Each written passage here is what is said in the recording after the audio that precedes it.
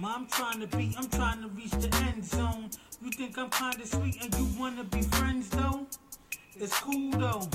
Just don't try to play me for no fool, yo. Views from the friend zone. I'm trying to reach the end zone. You think I'm kinda sweet and you wanna be friends though? It's cool though. Just don't try to play me for no fool, yo. Yeah. Welcome to another edition of the Views from the Friend Zone podcast. We're going to do the show a little bit different. It's your boy Real Talk Marv.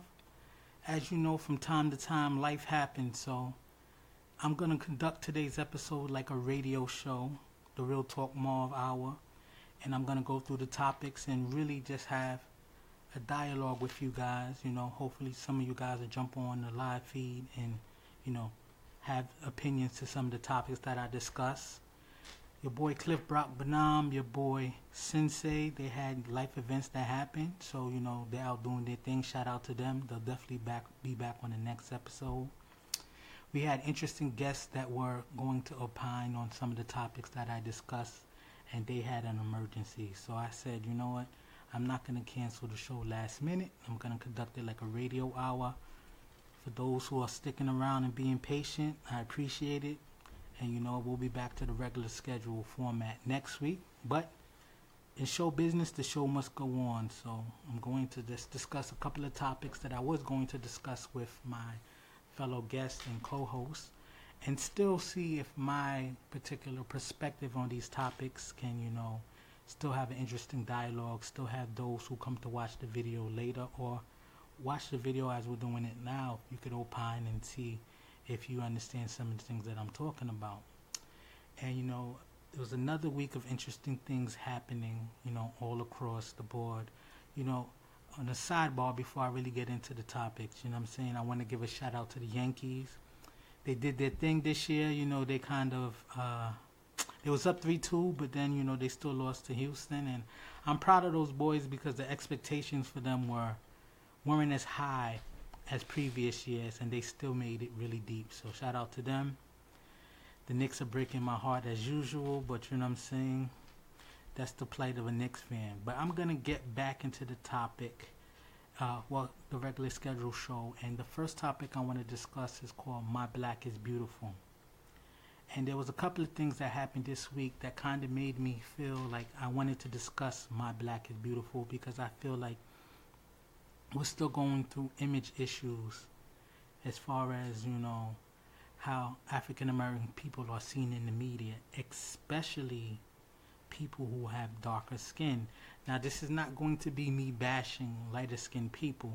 It's just going to me pointing out things that I see as, you know, people, you know, kind of differentiate different people from different skin tones. And the first thing I wanted to point out was, even though we did discuss Harvey Weinstein last week, something happened this week that kind of made me think about, you know, how, you know, darker skin is being viewed, because Lupita Nyong'o, I know I'm saying her name wrong, but we know the beautiful African actress who was in the Star Wars movie. Her most popular role was 12 Years a Slave. She came out and had allegations versus Harvey Weinstein. And for some reason, Harvey Weinstein has been, you know, he's been quiet. First, he tried to use Jay-Z's lyric in 444 to defend him, and that fell flat. He was trying to get, you know, somebody from the culture, because he recently did business with Jay-Z, to, like, you know, deflect some of the, you know, some of the heat he has, and that fell flat. Then he tried to say Oprah Winfrey wanted to do a tell-all with him so he could tell his side, and Oprah was just like, I didn't say that. Like, he thought Oprah was going to support him. She was just like, if you want to be able to come in and get interviewed so we could ask you these questions unfiltered, you could come through. But he thought he could get like the sweetheart deal. So let me bring it back to get off of the tangent. So when Lupita had her claims come out, Harvey Weinstein all of a sudden went to come out and says, oh no, he doesn't remember it going down that way, and this, that, and the other. And I was thinking to myself, okay, so all of the actresses are beautiful that have these claims against him. Some are more well known than others. But he chooses the one time to defend himself when our dark-skinned chocolate sister Lupita comes out and makes it seem like no, she had things misconstrued, and it kind of rubbed me the wrong way because it kind of was just like, okay, so all these other beautiful actresses, you're not gonna debate it, but when the chocolate sister come out, you know what I'm saying?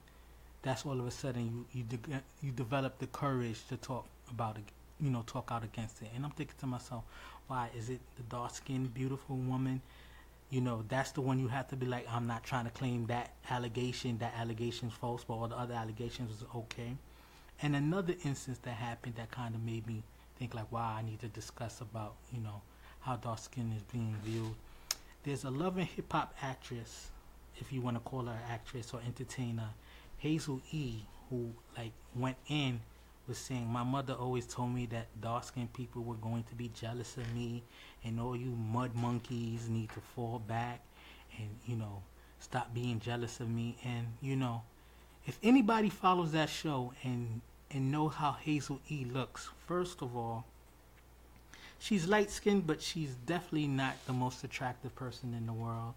Two, she's really altered her face and her look, right? But for her confidence was saying that, she's light-skinned, people are being jealous of her, and, that was the reason why people were picking at her, because she's light-skinned and dark-skinned people are being jealous. So my question, or the first thing I want to discuss is, why is dark-skin not considered as beautiful as light-skin?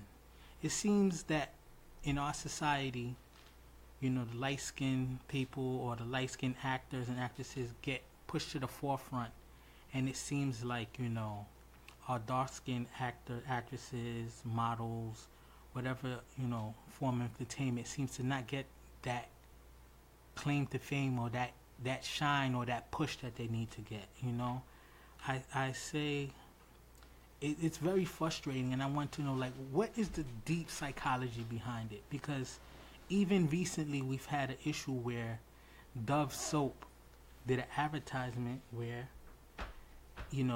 they had a beautiful chocolate young lady, starts out as the before, and it says dirty, or, you know what, let me take that back because I don't want to slander them. It didn't say dirty, but this was the before, and then it was making it seem like as you apply Dove, it becomes lighter.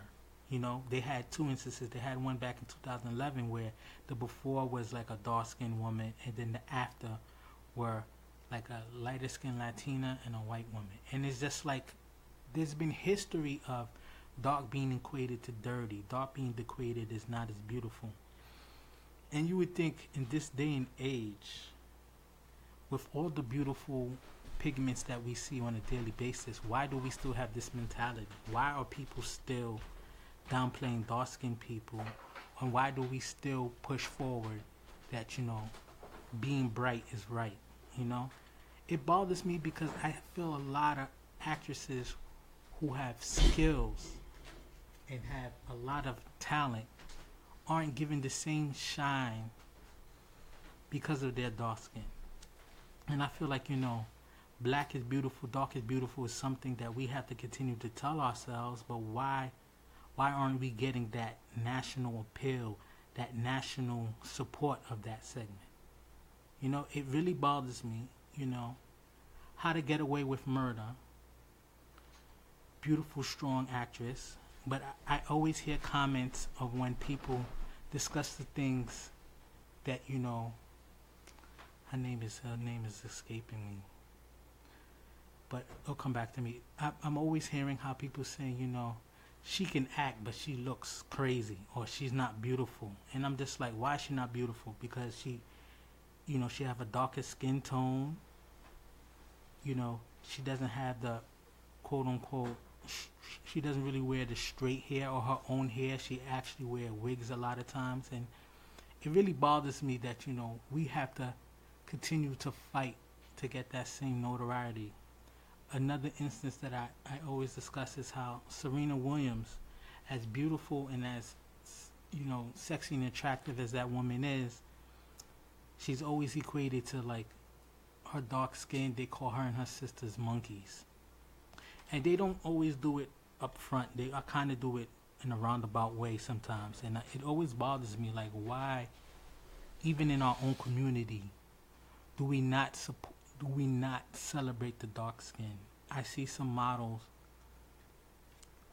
well, from the African culture, and they're promoted because their beautiful dark skin shows such a beautiful contrast with the different colors that models tend to wear. And as beautiful as I see it, I'll go to the comments. And the worst thing you could do in the world is go to the comments of any video. Because in this day and age, watching the comments and seeing how vicious people are is very tough. Like, even myself as a dark-skinned man, I would get into, situations in high school, middle school, and of course, I've always been a big dude, so I was ready to be prepared to combat, big jokes and things like that. But when I would hear things about, oh, you're black, your dark skin is not beautiful, I always would laugh because I was comfortable with my complexion. I was comfortable with my skin. And I would just love to know why in this day and age have we not got past the dark skin not being claimed as beautiful? Why do we still have the Eurocentric views of this is what it means to be beautiful? I know plenty of people of all shades and tones that, people with darker skin tones are prettier than some people with lighter skin tones. It's not a competition kind of thing. Beauty comes in all different ways and forms, but it seems that we're still caught up with that issue. And it really bothered me to see that, we don't support our beautiful chocolate people. And even in our own community, it even goes back to the slavery where a lighter skinned person would be considered a house worker and a darker skinned person would be a field worker, and we was always being drawn against each other. But why aren't we as a people promoting our dark is beautiful? I always hear that, our dark skin always comes with a compliment that comes with a caveat. The pretty dark, you're pretty for a dark skinned girl, you're handsome for a dark skinned man. But when we give people with a lighter skin tone the same compliments, it doesn't come with any caveats. And it's just interesting to me. I would, if anybody wants to comment on that, I would love to know how people feel about that. How are we still stuck in that day and age? Excuse me. So yeah, my black is beautiful topic to me is this. I wanted us to be able to continue to have that dialogue and continue to discuss why our dark skin is not viewed as beautiful, why our dark skin continues to provide a certain profile to us. Dark-skinned persons sometimes in certain settings are viewed, hostile versus a non-dark-skinned person. I know myself in the corporate culture, I see how the minorities of different skin tones are treated. Like dark-skinned women in position of power. Dark-skinned women in the position of power sometimes are viewed as aggressive or viewed as, having an attitude just because they're stern and they're strong with their opinion. And I'll see someone of a lighter skin tone be just as assertive and viewed as someone who just knows their stuff. They're on their game. But the label of being aggressive or being, too assertive is not brought onto the person. I mean, the second aspect of this conversation I want to have is, why is dark skin viewed as a threat in this country? It seems that, if a young man, usually, a young man of color, who portrays certain features of our African descent, the darker skin, maybe the thicker nose, maybe the thicker lips, maybe the coarse hair, it always seems to that the person who possess these characteristics are viewed as more of a threat than the people who don't have these characteristics. And I just don't understand how in this country we can still live under that threat. A lot of people said that Obama wouldn't have been elected president if he had a darker skin, if he wasn't of mixed descent. And when I used to hear that, I used to feel so insulted. Like, how could a person's skin tone constitute their merit? But in this country, you can see in the climate that we're living in, especially with who, number 45, who we have as our president, it seems that we're people more eager to like have these kind of feelings and not feel like they need to justify their feelings and just be like, you know what, that's just how I feel. And it's really a disturbing dynamic that we have going on in this country. I wish there was ways that we could, get past this dynamic and get past feeling this way. But it just seems that we can't get over it. It just seems that we continue to live in that particular light. We're still getting drawn in certain ways that, our features are exaggerated and stereotyped, but then it seems that, certain parts of the culture have surgery and have augmentations to adapt the features.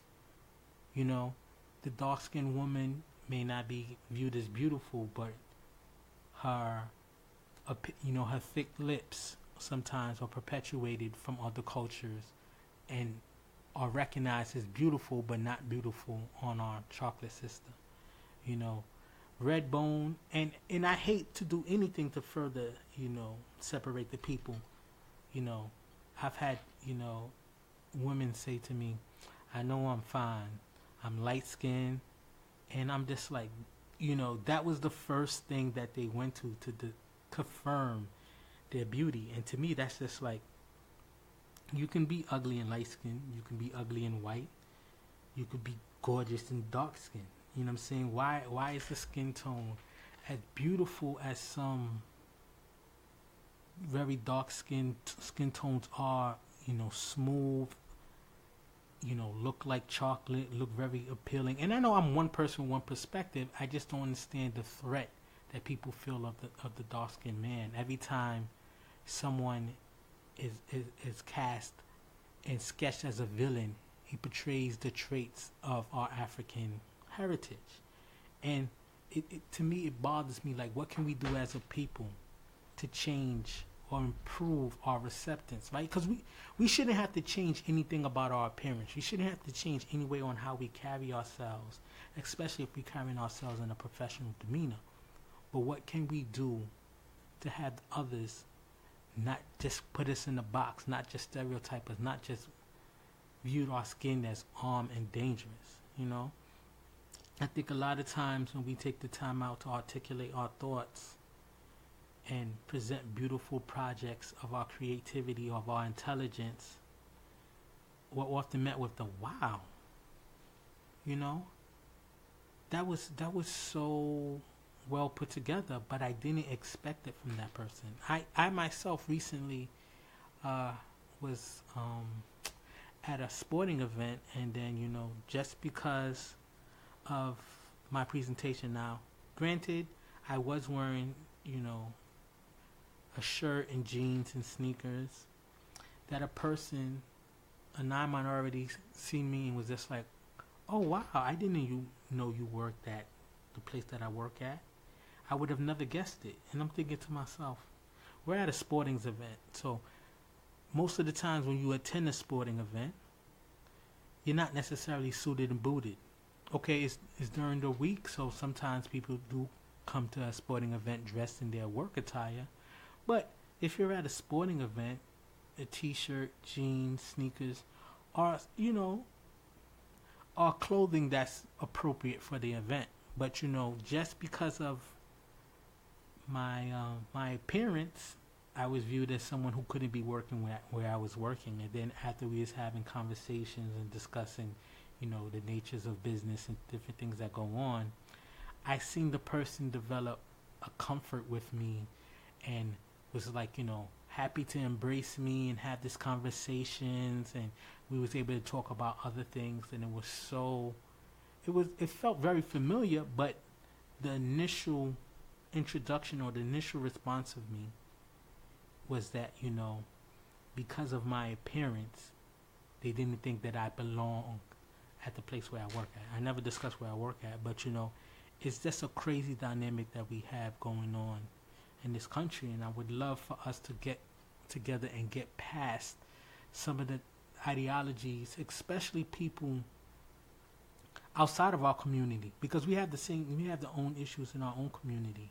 I feel like sometimes even me being of a Caribbean descent, I'm Haitian. My parents are from Haiti. Even sometimes in some of the cultural things that I hear, sometimes you'll see some children are giving more love or showing more, acknowledgement because they share the attributes of a fairer skin or softer hair.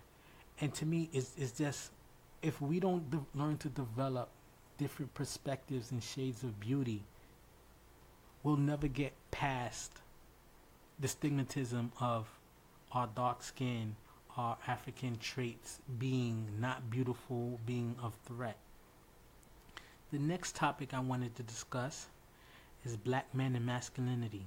So I feel, and you know what, I would have loved to have someone combat me, but I feel like, I don't think it's an agenda, but I think there's an issue with the masculinity of black men and how it's being portrayed.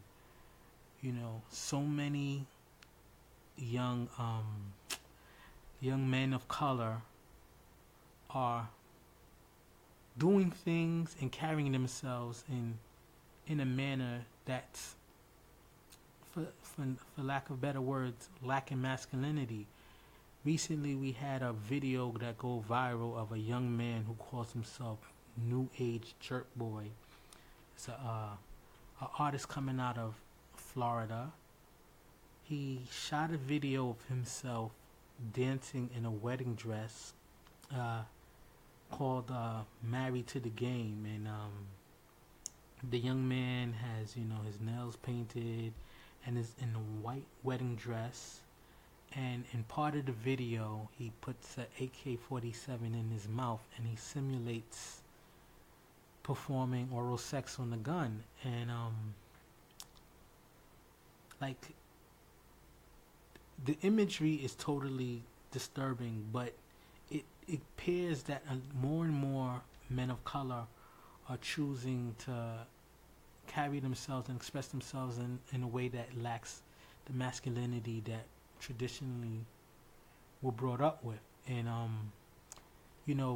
Young Thug, Little Uzi Vert, a slew of these new artists are carrying themselves where clothes that are feminine, skirts, dresses, and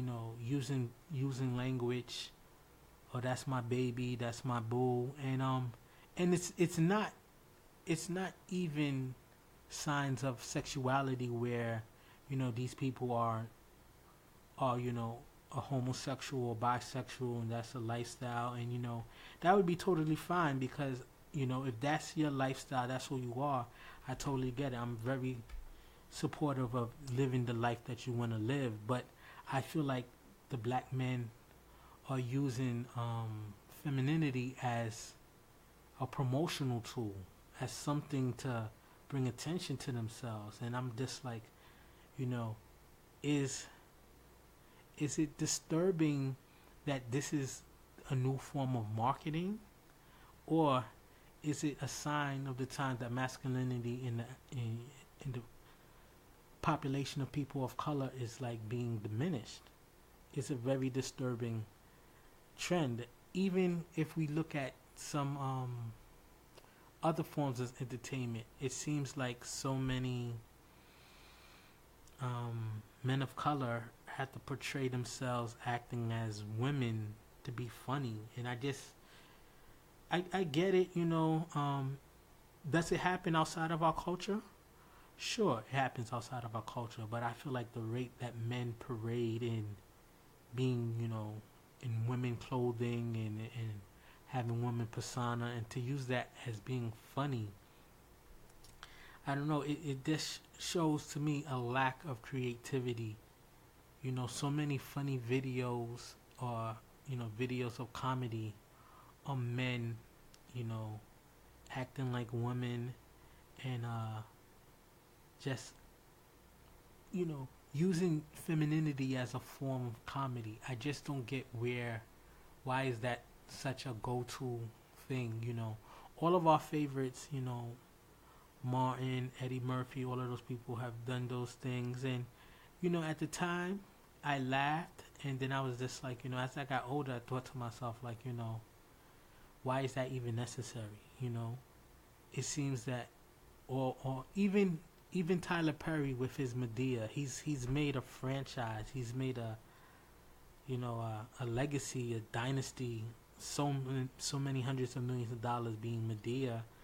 And I guess it's funny in some sense, but I feel like the strong male character, the strong man that I know I sound like that old get off the lawn kind of person, but like the Shafts and the Dynamites and like that strong black character, I don't feel like we have that anymore. I feel like that presence of a strong man of color, someone that you want to look up to, like I want to be like that person. I feel like we don't portray that in media anymore. We don't have that anymore. Now we have the playboy or the super thug, or more popular the male parading as a female. And I just feel like masculinity in our community, it's really taking a hit. Like obviously things are done for entertainment and to be funny, but where is that strong character? Like, we have Denzel, we have Will Smith in certain circumstances, but I feel the lack of that strong presence, that strong character to look up to, it's gone. And does this stereotype of black men not being in the home does this have anything to do with it? Is it the lack of presence of fathers in the home? I hate to use that as an excuse for anything, right? Because me and my co-host and even my guests who are supposed to come on, we grew up having a strong presence of our fathers in the home. And if it wasn't our fathers, it was our grandfather who taught us how to be men, who taught us how to make certain decisions. And it wasn't that uncommon to me. It wasn't like I grew up in a neighborhood where everybody was raised just by their mother.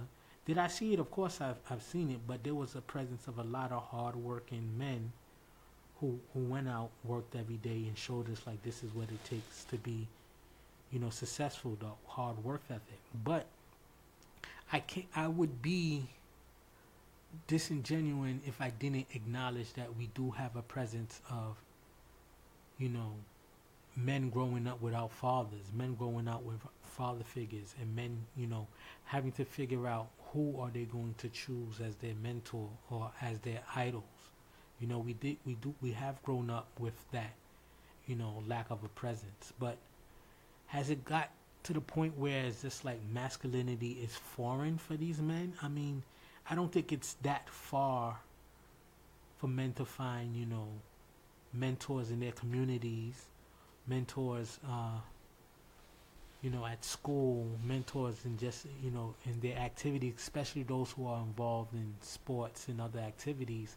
There's strong men there. So why is the masculinity seem to be being diminished, or femininity being mimicked?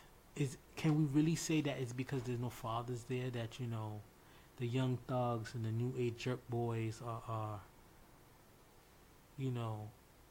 playing with femininity? Like I said, I don't even think as soon as we see a man who mimics femininity, we want to question his sexuality, and that's a whole nother conversation. It's not, excuse me, it's not these men who are like doing these things because they don't know their sexuality or they're bi-curious. That is a whole nother conversation. That I know for some people coming out as homosexual or bisexual, especially in our community, is a hard thing to do. But you usually when you see these people, you know, it's not necessarily that they're afraid to have their voice, and then they did they come out using femininity. That's a whole nother thing. These men, the young thugs, the little Uzi Birds, the new age jerk boys, they're using this femininity as some kind of marketing, some kind of, you know, look at me kind of thing. And I find it kind of disturbing. I kind of find like, more of these men need to use their talent to get them where they need to be. I know the music is all sounding the same, so a lot of the times, people need to do something to stand out. But I just feel like we're going down a trend or a cycle that's really difficult. It's going to be really difficult because as each generation passes, we lose the generation before us. The generation before us just becomes a conversation, or, the older generation be like, man, I remember when this was happening, that was happening. Even the denigration of our music, before, love, R&B was about love and, expressing your appreciation for a woman. And then now it's just like, R&B and hip hop, the sounds have blended so much that, the appreciation of a woman or someone that you care about has be like, these hoes ain't loyal, you know what I'm saying? And, I'm trying to hit it and bounce kind of thing. I don't want to even sound like that old school person, but I just feel like, I really feel it's an issue with the lack of masculinity that's being promoted. And, I feel like even in a show that's coming out called White Famous, right, where it discusses a black comedian who's coming up in the game, and there's a big, even though it hasn't come out, there's a big promotion talking about like, man, in order of the, one of his plateaus of becoming famous is wearing the dress. And Jamie Foxx, who's famous for his Wanda role, is like, part of the show, and he's just like, oh, you have a problem with the dress, man, what's wrong with the dress? And like I said, to me, it's not the issue of sexuality, it's the issue of Hollywood entertainment just being so comfortable with the black man not having that masculine or that macho look anymore. It's just like, I feel like it's being diminished, and we're accepting it. We're just okay with it. We're just embracing it that way. And I just want to know, why are we so easily being okay with that, and why aren't more people stepping out and saying something about it? Like, you'll hear conversations of people saying, oh, I don't support men wearing the skinny jeans and stuff like that. The skinny jeans, I'm a big dude, so skinny jeans would never make sense to me. I would never even put myself in that kind of category. But like, men are walking around with leggings and heels and feminine shoes, and they don't equate that to not being masculine. They can equate that to being fashion. And you know what? I don't want to be someone who's like criticizing someone on their choice alone, if that's their way of expressing themselves because of, they feel a certain way. But I feel like, it's not a sexuality thing. It's a lack of masculinity in our community. And it's an issue because it's like, as each generation passes, we look to the generation that's right older to us for guidance. And I feel like if what we're seeing now in this new age form of entertainment is what people are looking at to aspire to, if we feel like we're lost right now, our next generation is going to be even crazier. So, I definitely feel like we need more figures to come out and not, be so harsh and to like dismiss what the people are doing, but kind of just like, take some of these people on their arms and be like, look, I know you want to shine. Like, for instance, I keep using Young Thug. To me, it's just like, Young Thug, when I first was introduced to him, I was just like, this dude has no talent.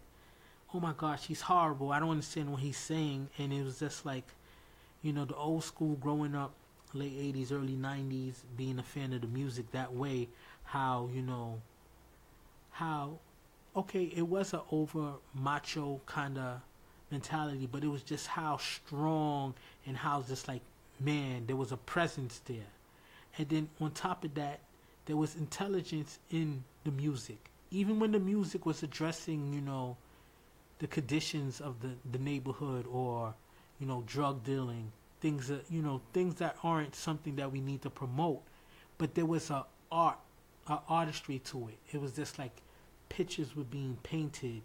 It was like reading novels. It was like reading novels of society onto beats.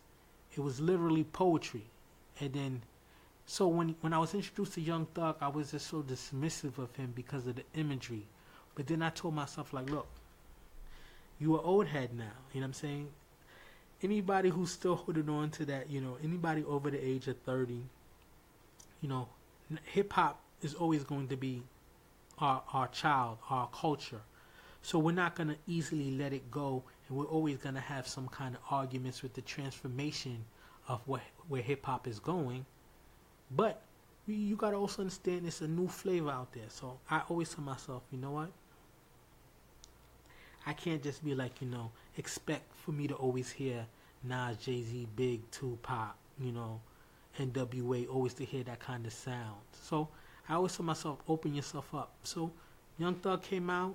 I just dismissed him immediately because of the imagery. But then I started to listen to the music. I'm like, yo, this dude is talented. All the other gimmicks, I don't understand why,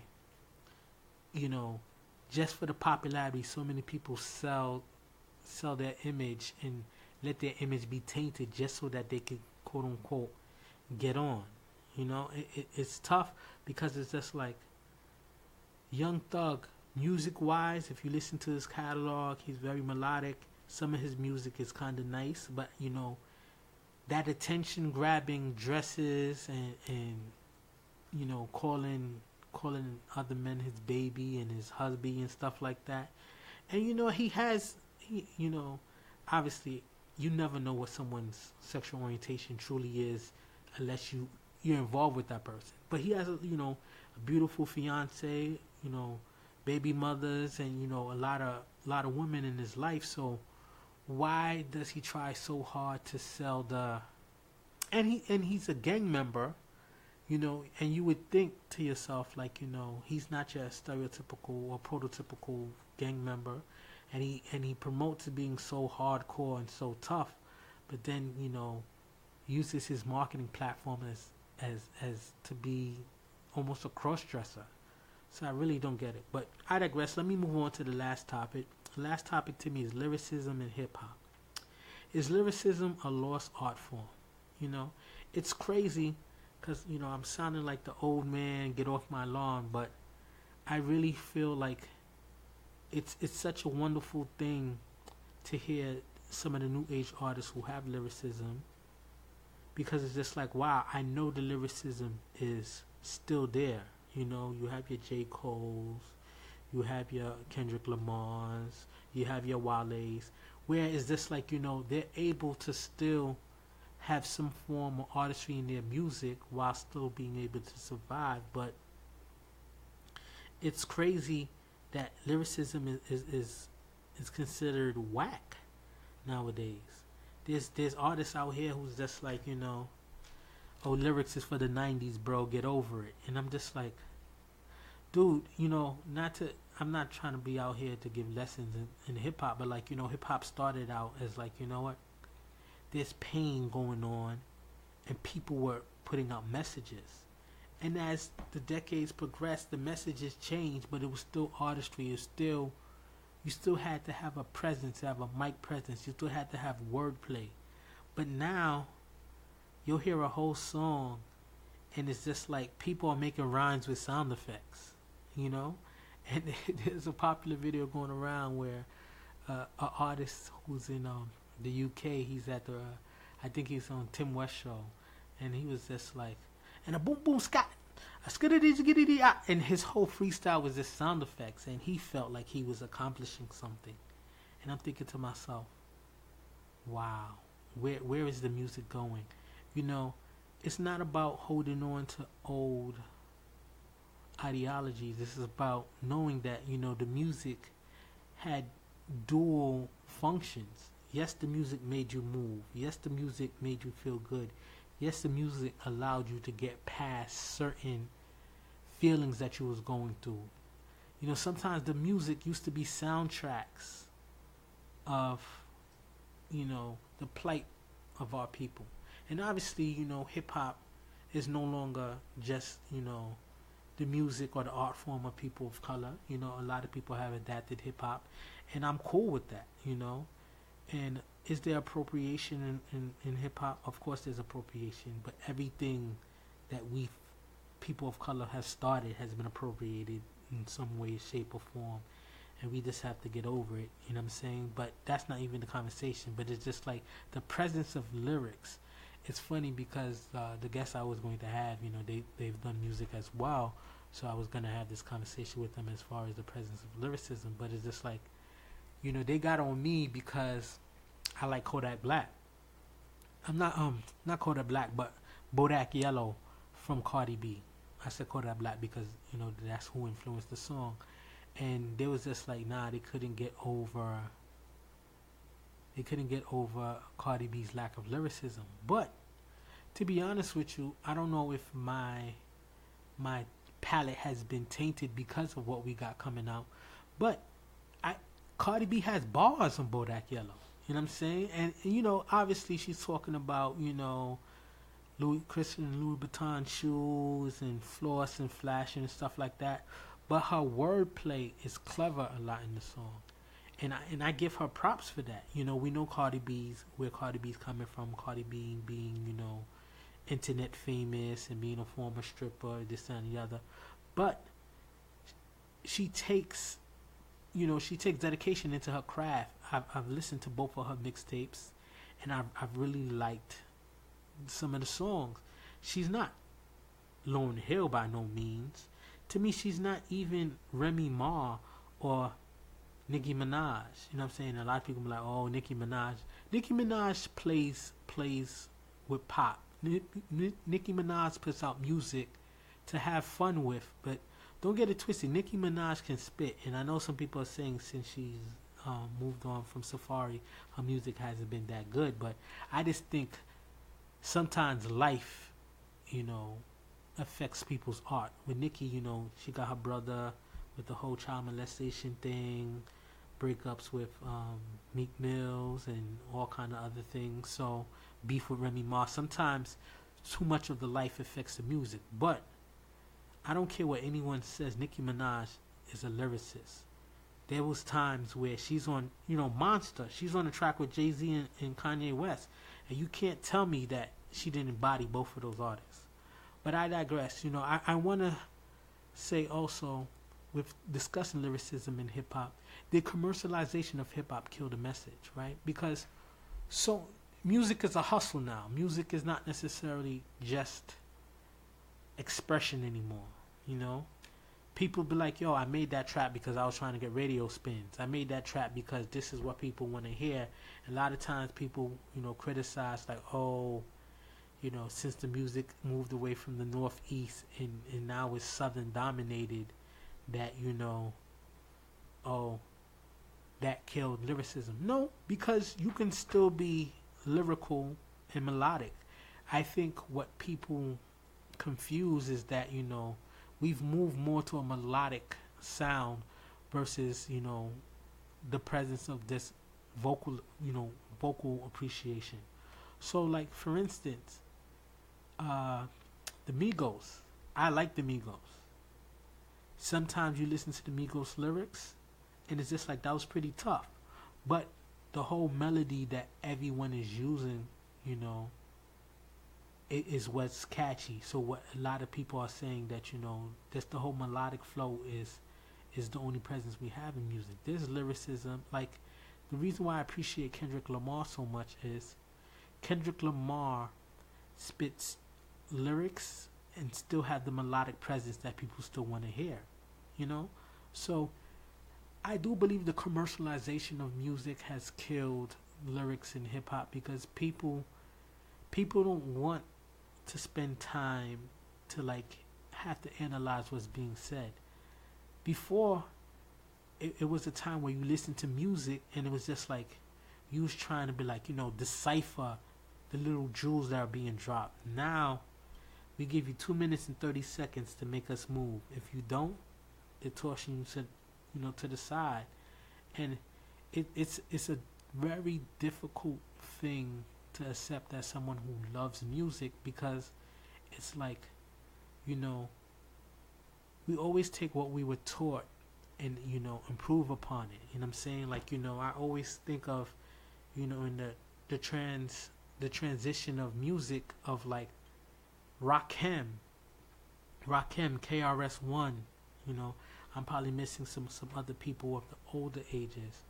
Like those people was just like, you hear their wordplay and their lyricism, and then, Wu-Tang, Nas, Biggie, Tupac, Jay-Z, Eminem, those people took the influences of those people, their lyricism, and then applied it into a more fast, upbeat lyricism.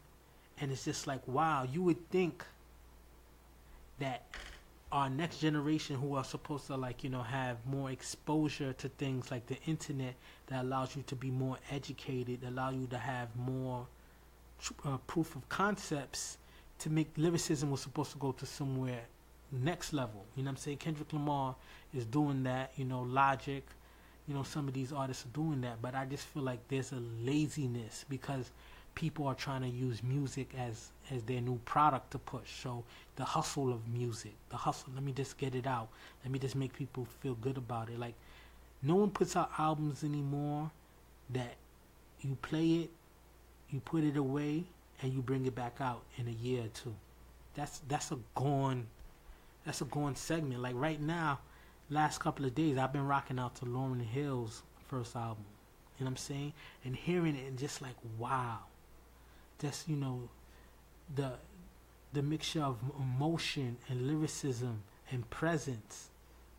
You know what I'm saying? Like, that is gone, Jay-Z put out 444, which was dope. I'm waiting for Nas to come out, which is dope. I just listened to the Saga Continues from Wu-Tang, which is dope. But it's just like, it makes you feel like you're a dinosaur because so many people don't appreciate, the presence of lyricism. And last thing I want to say before I close out the show, I can't believe it, the hour moved that fast. But does the lack of message in music contribute to how we are viewed culturally? And I think it kind of does, and it kind of doesn't, because even when our music had presence to it, NWA and those messages, KRS-One, Public Enemy, we were viewed poorly in the media back then anyway. So does the lack of message in the music contribute to how we're viewed culturally? Yes, because even then there were people who were willing to stand behind us because we got it.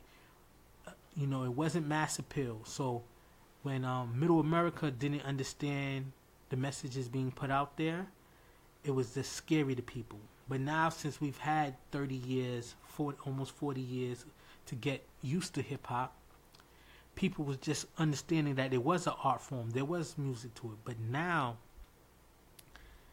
I feel like the lack of message makes people feel like, our youth aren't intelligent anymore, which is not the case. But we're very lazy in our presentation of music. We're very, quick. I just want to get this out. I want to drop a mixtape, then drop another mixtape to quote unquote flood, our fans with music. But, we don't get to digest a message anymore. So now it's just like, I'm waiting for the next beat to tap my feet to, or the next nay or dance to do to the next song that comes out, and not necessarily, embracing the music. So, I'm ending this episode on, I appreciate those who stuck around or who's gonna take the hour to listen to me rant about certain things. But my presence, and whenever I get the chance to use my platform, I always want to push the progression of our people and not just let stereotypes or things people consider from us be standalone. I want us to continue to push, controlling our platforms, controlling our output of our creativity, So that's the end of this podcast. It's another episode of Views from the Friend Zone. Like I always tell people, chase your legacy and not a liability. Views from the friend zone. I'm trying to reach the end zone. You think I'm kinda sweet and you wanna be friends though? It's cool though. Just don't try to play me for no fool, yo. Views from the friend zone. I'm trying to reach the end zone. You think I'm kinda sweet and you wanna be friends though? It's cool though. Just don't try to play me for no fool, yo.